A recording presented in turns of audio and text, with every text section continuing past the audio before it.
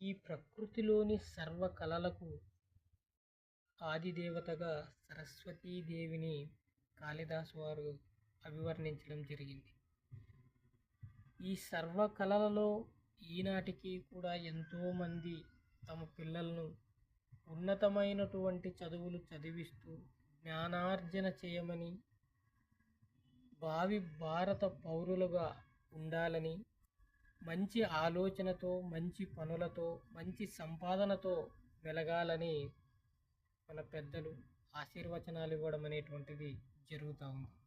వీటన్నిటికీ ప్రతీకగానే మనకు గ్రంథాలు కూడా యా దేవి సర్వభూతేషు బుద్ధి రూపేణ సంస్థిత అని చండీ సప్తశతి లాంటి గ్రంథాలు కూడా మనకు సరస్వతీదేవికి అగ్రతాంబూలాన్ని ఇవ్వడం అనేటువంటిది జరిగింది. కాబట్టి ఈరోజు ఎంతోమంది ఉన్నత చదువులు చదువుకొని అనేకమైనటువంటి గొప్ప గొప్ప స్థానాలలో ఉద్యోగ కల్పనలు చేస్తూ ఈరోజు ఎంతోమంది తమ పుట్టుకకు కారణమైనటువంటి తల్లిదండ్రులను విస్మరించడం అనేటువంటిది జరుగుతుంది.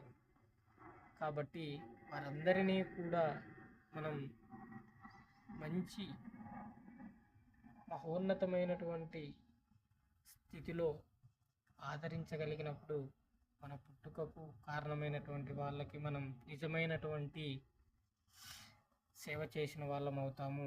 మనకు జ్ఞానాన్ని అందించినటువంటి సరస్వతీదేవి యొక్క అనుగ్రహానికి కూడా మనం పాత్రలవుతాం. కాబట్టి సర్వే జన సుఖినో భవంతు.